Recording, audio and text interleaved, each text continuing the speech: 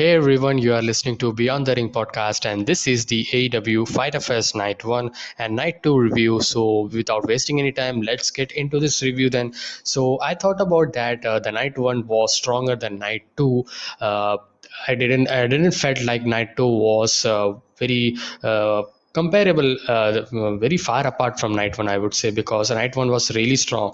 It had really good wrestling quality, and I love Night 1, and all of the things that they had was very good. All of the matches actually, not one match was like very bad or something where I felt like this show could be bad or something like because of this match. I didn't thought about that. The Night 2, in the meanwhile, I would say that it was good to watch. It wasn't bad or something, but still, it was pretty good wrestling, I would say that. But the caliber of the matches that they had was kind of not comparable to Night 1, I would say. And the hype and all that had, all the things that Night 1 had, doesn't seem to have for Night 2, that I felt. So that's my thought actually. We get into this Night 1 review first. So the one by one we get into the matches then, and explain about my reviews and thoughts about the matches. So first match is John Moxley versus Carl Anderson for the IWGP US Championship. So this match I was very waiting for Carl Anderson's singles kind of wrestling, because we have seen him so much in NGPW, and he's also a G1 finalist as well. They actually told about that, and it was great to see Carl Anderson kind of not into the tag team situation and getting into some refreshing things like single situation as well. So that was a great opportunity for Carl Anderson, I would say. And this match was really well. They actually really told. Really told and good story, as well as they invested the crowd very well. They included the crowd very well, and. And the crowd was full on because this was the opening match. So this was the Night 1 match, Night 1's first match. So that was the thing. And this obviously was contested under NGPW rules. And this match actually got ended where Anderson actually was hitting the TKO style gunstun and got a near fall, and Moxley recovered and landed the paradigm shift a moment later after that and got the victory.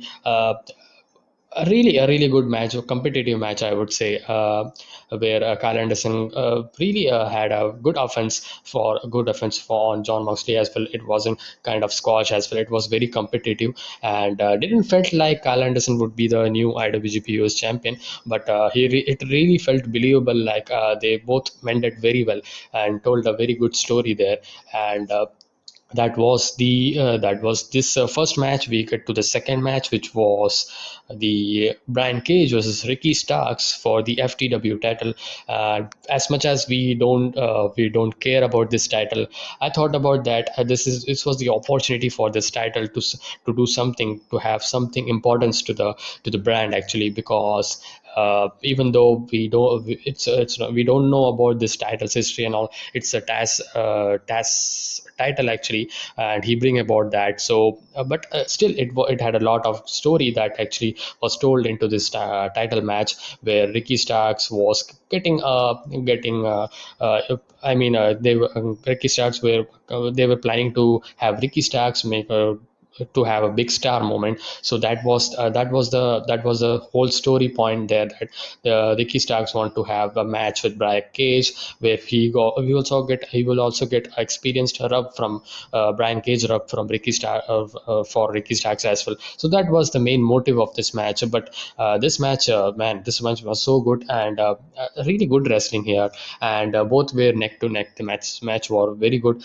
They were power moves, and Ricky Starks was very smart in wrestling, and many moves pump handle, overhead slam, that was good by Cage. Ricky Starks actually, and Cage avoided a tornado DDT and landed a super kick. That was also a good point there. And in the end, we saw Cage was pulling out Starks and landed an F5, and I thought that was it.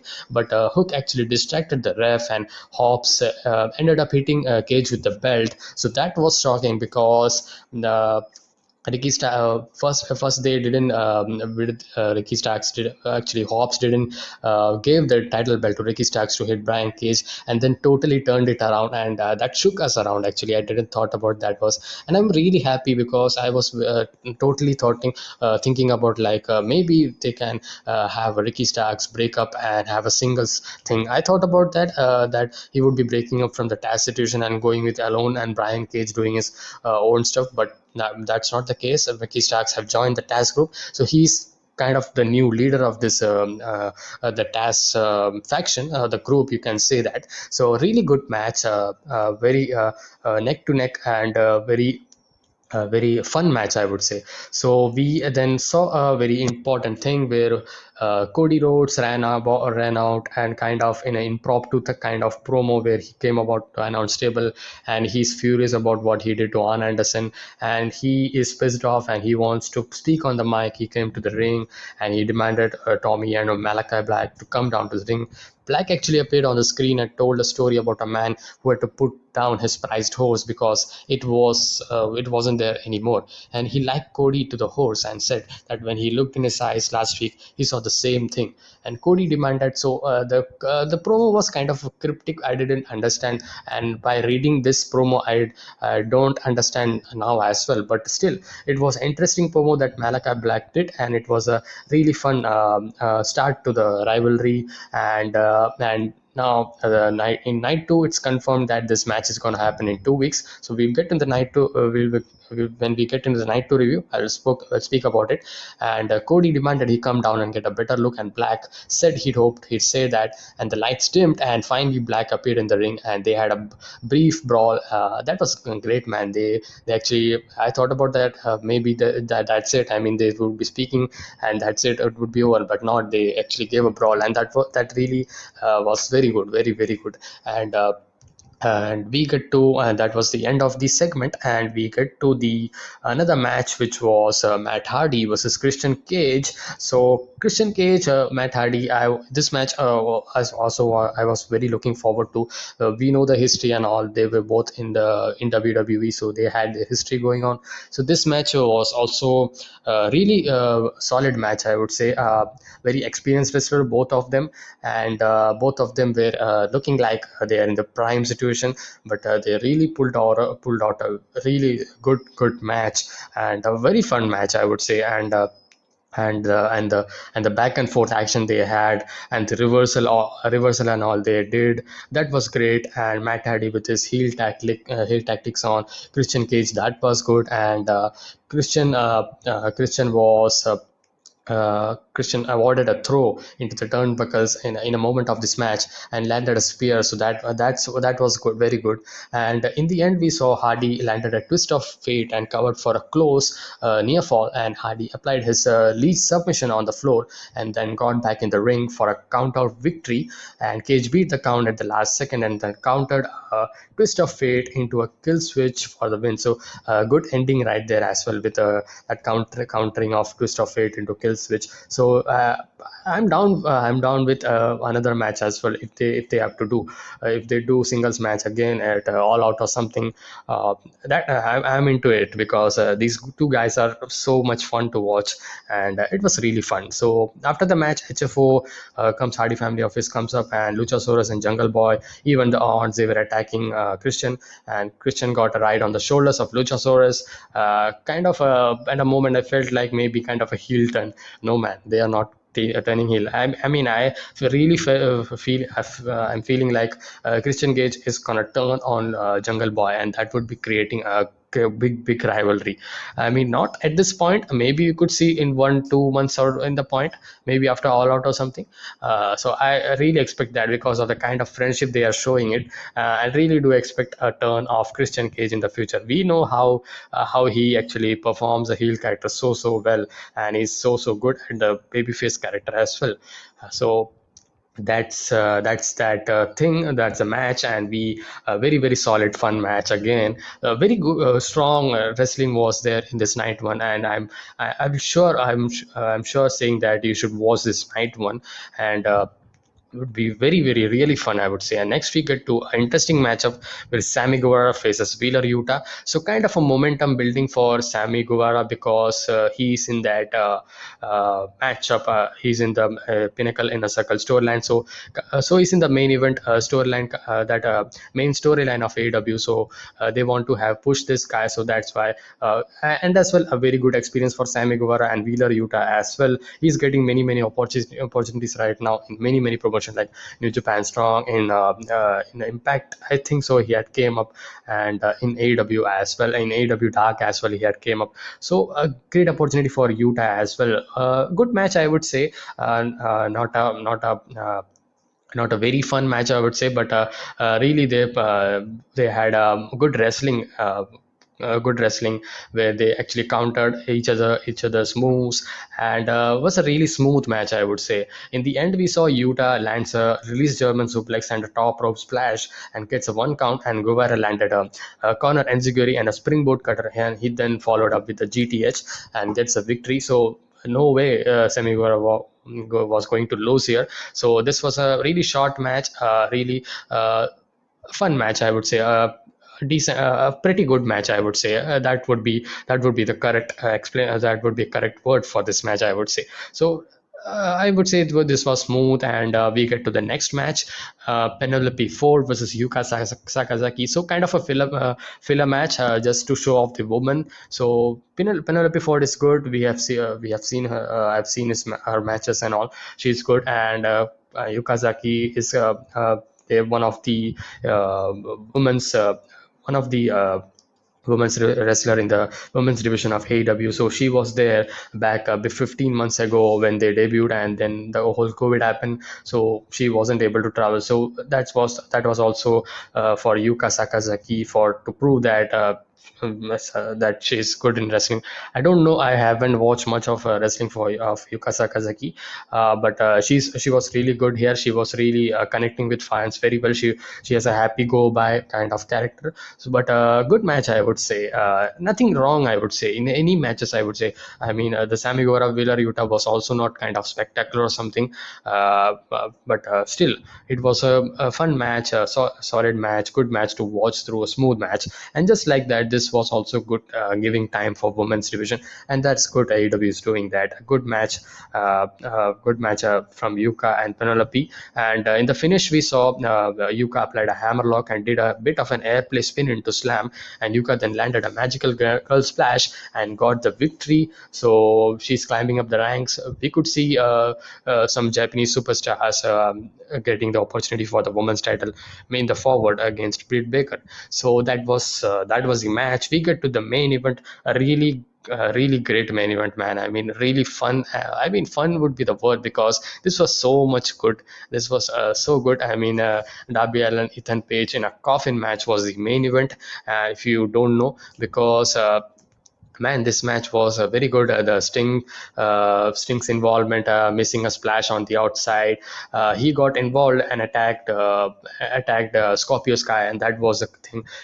He missed a splash on the outside. Actually, he was having a Sting splash. That was kind of a involvement, but it was good to see that involvement as well, because the heels are getting squashed by the face. So that's a good match. Match was really fun, man. I mean, there was so much things going on. The Page actually picked up a turnbuckle and placed the hook on the chain around Allen's neck, and he then used it to yank Allen. So heel work was excellent by Nathan Page. I mean, he's really, really. I mean, I can say that he's really coming close to MJF's kind of heel.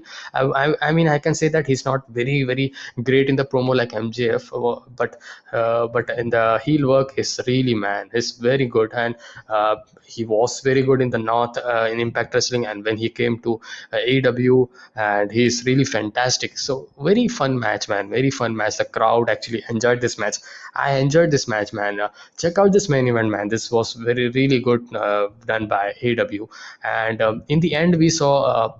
Darby actually broke free and landed a stunner, and he went on to top rope for coffin drop. But Page had him tossed him with an ego's edge on the stairs. So very very brutal moments were there as well. And from the apron, Page picked up Darby to toss him into the coffin, but Darby actually managed to dig his fingers into the eyes to break it up, and Allen then grabbed his skateboard and jumped off the ropes into Page's back. So that was a very innovative Darby kind of move, and he then fell into the coffin, and Darby shut the lid, and that was it. And after that, he actually performed a post match, got the victory. He had a coffin drop onto the coffin, which broke the coffin. Very great moment, and a good finish, as well as a good great finish, and a great uh, episode of Dynamite. The Fighter Fest Night 1 was really good, a great show, I would say. And we get to the night 2. Then the night 2 actually was, as I said, wasn't very strong like night 1. The wrestling was it was decent to pretty good, I would say. It wasn't that like it had no matches or something. There were title on the line as well. So I hope about that TNT championship should have been defended in either night 1 or night 2. They didn't do that. They are just having these promos and all of Miro, just that. And it's not good for, because Miro as well, because he's been champion, so he should be defending as well. So that's the thing I thought about. And we get into this first matchup that night 2 had, was Chris Jericho versus Sean Spears. So the stipulation was only Sean Spears can use the chair. So this is one of the labors rule of MJF. So five labors are there. So this is the first labor, and Chris Jericho versus Sean Spears. This match, this match was I overrated it, over expected it, I think so, because I thought about this would be brutal, because AW chair matches and the TLC kind of matches, no DQ matches in a common language, it's very nasty, it's very great to watch, but this wasn't like that. They actually worked very good wrestling in the match, but the chair usage was really less in this match. Sean Spears was in the advantage here, but Chris Jericho character was like he was escaping from the all the situation, and that was good for the face character for sometimes, but still he should have got a really this should have been the story, like Sean Spears should have brutally hit Chris Jericho several shots, and then finally getting Chris Jericho an opportunity to just demolish Sean Spears and getting the victory. But this was the change. I know that they actually had changed the story somewhat to have a changed element to this match. So this was not a cliche kind of match that we expect. So some kind of good wrestling they actually showcased first, and then have the chairs introduced and have some chair shots back and forth as well. Sean Spears got the first, and then Chris Jericho used it as well. And in the end, we saw Spears actually picked up Jericho, who landed an enziguri. MJF insisted Jericho had cheated on commentary, and he wasn't cheating. And the commentary work was excellent by MJF. And he then went up top, but Spears met him up there and tossed him back into the ring. And Spears then dragged Jericho over to the post and wrapped his bad arm around it. He then struck the bad arm with his chair. So the arm work was also just limited there. In the later part of the match, they did this angle bad arm thing with the Chris Jericho, and Spears pressed the advantage, but Jericho turned things around with a clothesline and a top rope drop kick. And then we in the end, actually I actually missed that, and Sammy Gore actually ran down and cleared Tully Blanchard, as Tully Blanchard was getting involved, where he actually logged in that submission walls of Jericho, and Tully Blanchard was distracting. Sammy Gore comes up, and they actually Tully Blanchard kind of tries to steal a punch, and in the ring, Spear used a chair to get out the hole. And I thought about that this would be the kind of Chris Jericho lose, but I thought about that this is not the end. I am really sure that Chris Jericho is gonna win all of the matches, because the booking feels like that. Maybe one or something he can lose, but I don't think so he'll be losing. And he still book a very strong, a very face character, strong face character. And Aubrey Edwards checked on Jericho after that, while Spears placed his chair on the top turnbuckle. He picked up Jericho for another C4, because before that he had hit a G4 Death Valley driver, but got a near fall. And but Jericho slipped out and sends Pierce into the chair, and he had previously set up in the corner because by Sean Spears, and he then hit the Judas effect and got the pin. So finish was explanatory and it was good, I would say. But the selling and the whole the structure of the match that we have actually felt like that it didn't play out very very well. So I thought about this was a pretty good match, decent to good match, I would say. And MJF got on the mic after that, and really shocking, man. And he congratulated Jericho and was angry that Sammy got involved. And he says that you are the cheaters, so that's why Sammy got involved. And next time you're going to face a man who has robbed the bank without mask, and we know who it is. It's Nick F. and Gage. AEW is kind of trying to have some hardcore deathmatch fans as well to watch episodes of Dynamite. So that would be really brutal, man. I mean, I'm not into the deathmatch style, but I'm sure I'm not into deathmatch style. I don't like that kind of style because the selling is so much low, and the storytelling is just about nothing there, and they just hit out each other. That's my explanation for my deathmatch kind of experience. I have watched one to two matches, and MJF actually then. Brought out Nick Gage, who will be Jericho's next labor. And later on the show, we had for another thing confirmed that to face Nick Gage, he's introducing the Painmaker version of Jericho, and he had his whole costumes as well, and he's bringing up next week against Nick Gage. So Nick Gage versus Painmaker. Chris Jericho would be really really fun to watch, and really really nasty and very very brutal stuff we are going to see. And this is the first time that Nick Cage is having a match in a national television kind of exposure, and it's a really good exposure for Nick Cage, I would say. And it's really a big challenge that Tony Khan actually put upon.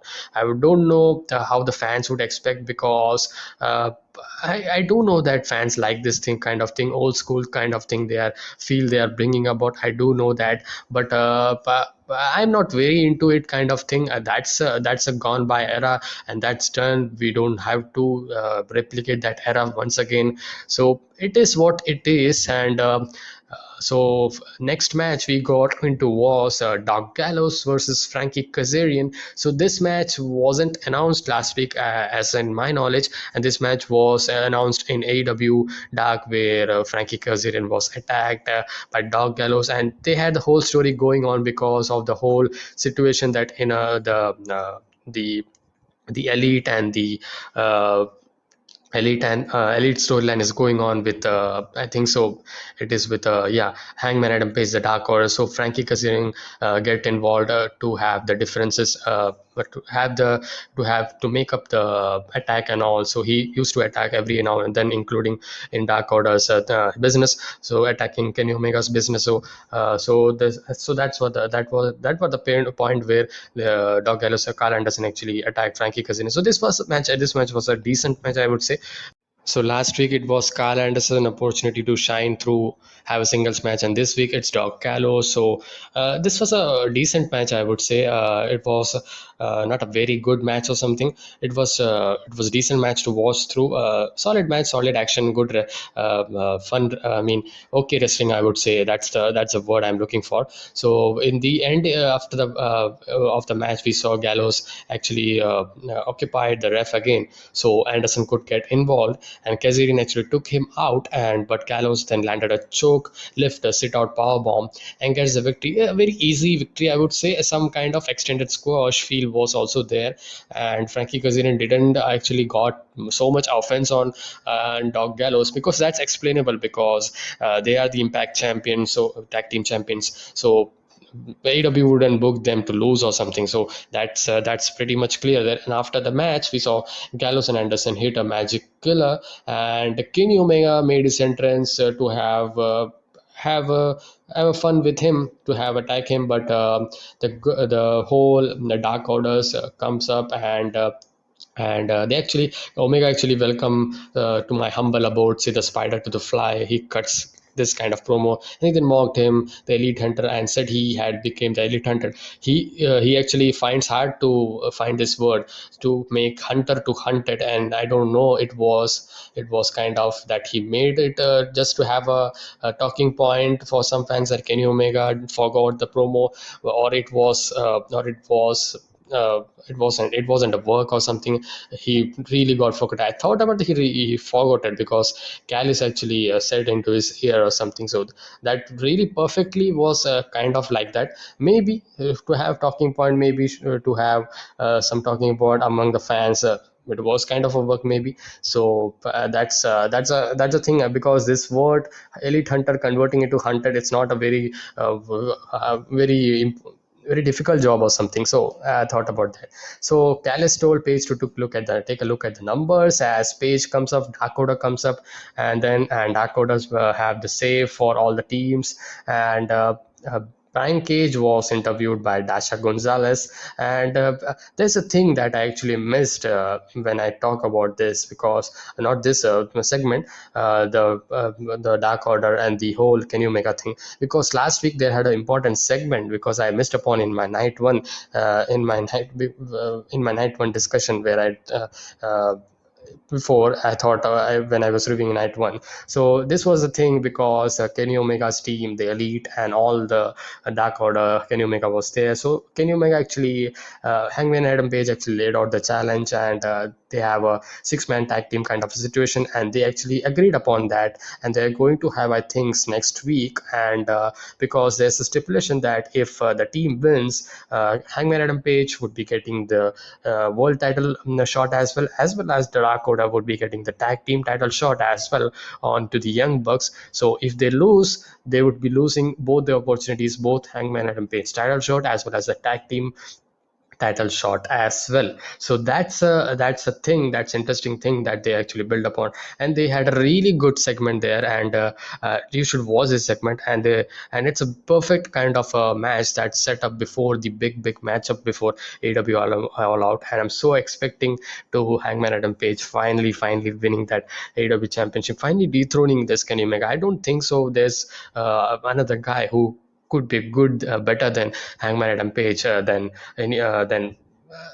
I mean, to dethrone Kenny Omega, then Hangman Adam Page. Because when we see in the Roman Reigns situation, on the other hand, I don't know if John Cena is going to dethrone Roman Reigns' undefeated streak and this long reign of Universal Championship.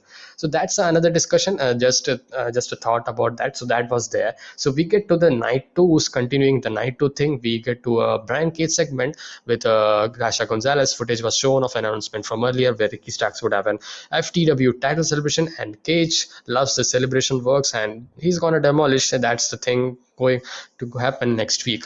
And we get to the third match, Wheeler Yuta versus Darby Allin. This was also again a good opportunity for Wheeler Yuta. So kind of so much of same kind of booking was there, but I mean, Wheeler Yuta was there in last week as well. So there's a no story here, just to have the momentum going for Darby Allin, I think so. And Wheeler Yuta was with Orange Cassidy, and Darby Allin was obviously with Sting. And Sting had his moment with Orange Cassidy, where they actually had this hands on the pocket and Sting actually impersonates Orange Cassidy. That was fun into this match, and the match itself was, I mean, it was good match. And Darby Allin's match is fun to watch. It's fast, and it's fun to watch. And Wheeler Yuta was also very fast paced wrestling they were doing, and rapid pinning combinations and all that was being seen. And after in the match we saw kind of extended squash, you can say, but completely not. Darby landed a counter stunner and a coffin drop for the victory. So very easy victory for Darby Allin. So really good. I mean, fun wrestling between those two, just to have the feel out process between the both talents, and that was good by AEW. I would say didn't get so much of time, and so that was nice. So that was bearable. So that wasn't bad or something. After the match, we saw Blade actually snuck outside around ringside and knocked out Orange Cassidy again with brass knuckles, and they are supposed to face off later in this card. And we then got a video package for the Texas Death Match main event. Moxley and Archer are both promised a violent matchup. And next we are getting to the Britt Baker Nyla Rose for the AEW Women's Championship. This was I, I was rooting for Britt Baker, obviously, because I don't like Nyla Rose. I don't know why I don't like Nyla Rose wrestling, and I'm not invested into her. But I don't hate her. I mean, she could improve her maybe after some months or something. Maybe I could like her. I don't know why, but still, this was a decent matchup. I would say not a very big challenge for Britt Baker, but still, Nyla Rose got some offense here and there with her power moves and with her lethal strikes and all. And there was a point where Baker actually put her glove and looked at the camera, and then that allowed Nyla to recover, and Rose actually avoided the lockjaw first and landed a Death Valley driver. So that was a point where she could have got the victory, but not. Nyla then landed her diving knee drop and covered for a near fall, and she then went for a beast bomb, but Baker countered into a neck breaker, and she followed with the two super kicks for a near fall again, and Rose again avoided a lariat from Baker, so and then had landed a Uranagi for a near fall, and in the end we saw the botched kind of this. Actually, I missed about that this match was some kind of sloppy here and there, and I had a bad taste in my mouth. This wasn't very smooth matchup. They haven't had a sloppy match or something before, but this was really sloppy, very casual kind of match. Seemed like it wasn't working very well, the chemistry between them, but they pulled it around. Okay, I mean, okay-ish, I would say. That's why I told that this was an acceptable match, decent match. There we saw Rose actually dropped in the end Baker with a forearm shot, and both women were down. There was some outside interference, and Baker attempted to frame Nyla for a belt shot. Vicky kept the ref distracted, so Nyla threw the title back. So kind of I mean, a good moment. I mean, was there where they actually had the having the ref felt like they Nyla Rose had hit Baker with the shot, and then Nyla Rose using the same kind of thing with Britt Baker as well. So that was a good. Small moment there, and Vicky kept the ref distracted after that, so Nyla threw the title back, and the ref got upset with Baker but didn't DQ her. And so I thought about maybe Aubrey Edwards is an angry ref, so maybe she could DQ, but not. Nyla hit a beast bomb, but only got a near fall again, and Baker managed to apply the lockjaw and tap out. Victory was got, and this should be the end, man, for the opportunity for Nyla Rose for some months or something, because this is way past. They have been building last year as well, and then they did it this year as well. Just building, and I mean, there's no believable kind of thing that I don't want to see Nyla Rose as the women's champion. Britt Baker is so much better. So maybe some Japanese superstar or something would be a good big challenge for maybe Yuka Sakazaki, because she had the victory for on Penelope Ford. So we don't know. Let's see.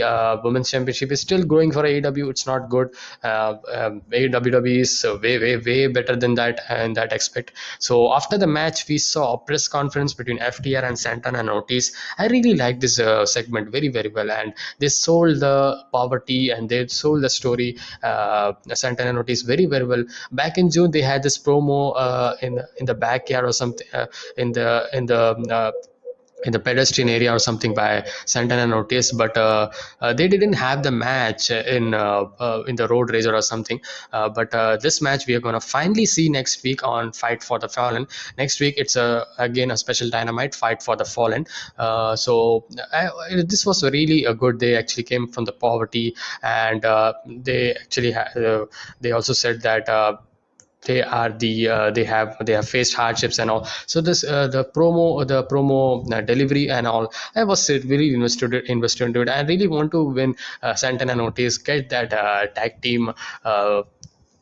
team win actually, and as much as I want FTR to win as well, I mean, I don't see that maybe they will be going with FTR because they are the better draw than Santana and Ortiz right now. But these guys should good be having a really great match, and Santana showed some examples of hardships growing up on. Dax said the only thing he's cared about is God, family, and pro wrestling, and they show up and beat their ass next week, they say, and they started to scuffle, but it was cut off. So really good well laid around segment. I thought about. I was really invested, and I'm really waiting for this matchup in next week's Dynamite Fight for the Fallen. So solid thing. And we get to the next segment, which is a very long segment. I didn't felt bored like some were saying that it got into a boring segment, but I wasn't like that. Andrade Alidolo comes up with some kind of manager, and he comes up and he introduces himself, and he kind of cuts his promo. And his new consultant is was the big news that Andrade Alidolo has. And Andrade Alidolo doesn't cut English promos that much, so even though he's cutting that Mexican language, it was really fun to watch. It was nothing understandable, but it was really fun, I would say. Andrade's assistant actually something said to Shavani, and Shavani's like, he's saying what the kind of thing, and he's taking the specs and all. And I thought about that, maybe he's not ready for doing something. It's old age man, but no, it was Antares executive, that was Chavo Guerrero Jr. I mean, it's good man, include Chavo Guerrero. Really good chemistry with Andrade Elidol, also that same kind of Mexican descent. That could be really portrayal of a great character by Andrade. And I'm into this Andrade stuff, and I'm enjoying it. I hope so. He should have that Matt Saddle match wasn't a very good match for Andrade's debut match, but hope he gets a great rivalry, and I can't wait to have that Malachi Black versus Andrade Idolo rivalry. Before that, we got another rematch that I was also exciting for, as Dead Triangle comes up, and man, Pac and Andrade Idolo matchup. This would be great, man. I mean, Pental Zero Medio and Ray Phoenix interrupted and made their entrance, and Ray Phoenix is back, and he said he doesn't know who he thinks he is, but last week he had the name in his mouth. And Park said he wanted to let it be known that Death Triangle hides from no one, and Andrade thanked Pac for coming and appealed to Penta and Phoenix to join him. But this is Familio and in Spanish, and Chavo addressed Park in English and took a dig at him for not speaking more than one language. And he said their waists weren't shiny enough, but they should be. So he questioned why they would work for Park and said they work for him now. Park responded by saying that they are a family and a brotherhood. Phoenix say we're the real faces of the Latinos, and Penta asked why they should work for him when he isn't level, even on their level. So this is going to be, I don't think so. This is because in Andrade's side there's no two guys or something, but this could be Park versus Andrade thing that's gonna be it all out. I think so. They have spilled the beans for this, and that triangle approached the ring, kind of getting the brawl or something. And Andrade and Chavo made their escape, and refs came up to have the situation under control. So as much as it was long, I would say this was fun to watch. I would say this was the promo was on point, I would say, and I liked it personally. I liked it. And tell me your thoughts. Was it long for you? Was it boring for you? Tell me your thoughts, your frank thoughts on this segment. And we get to the fifth match, which was Orange Cassidy versus Blade. And this was another matchup of the rivalry going on, and the Butcher and Blade and the Orange Cassidy team going on. So last week they had a tag team match, I think so. And this match, we got Orange Cassidy getting the victory here. And in the end, we saw the Blade actually kicked out onto the beach break, and the Bunny went for another distraction and tossed the Blade his brass knucks, and Cassidy landed the orange punch and get the victory. So kind of a tit for a tat moment for Orange Cassidy getting that brass knuckles punch for Blade as well. So it was a match where just to have that face get the victory, and to have that rivalry finish, and hopefully it's finished. So hopefully it's over. So we get to, after the match, that Painmaker thing. I told about that. He's bringing up the Painmaker version of Chris Jericho in next week's five labors. It's fourth labor right now, so it's gonna be a hard thing for Chris Jericho to get on. But I'm very hopeful that Chris Jericho should be getting the victory. I'm not seeing Nick Gage getting the victory. He's just a one-off thing. Definitely, he's the one-off thing. They are not turning this brand into a deathmatch brand. I don't think so. If they want to have the national appeal, they should have to cut down these things. And this doesn't get into the good storylines or the good wrestling stuff, because wrestling is always over the top, and it should be like that, and it should be kind of like a that you have this unbelievable things, and you should believe that. I hope so you understood that. Even though we know that the faces are very up odd against again, like odds against them, but still getting into that and have fans cheering, and that's the story. That's a simple classic story that we, and that's not happening in this kind of death match style of wrestlings. So it's a one-off thing. I do know that. And I thought about the five labors would be the other, only guys of the pinnacle, but they introduced it and it was shocking. Certainly it was shocking. And uh, uh, and we get to the main event finally.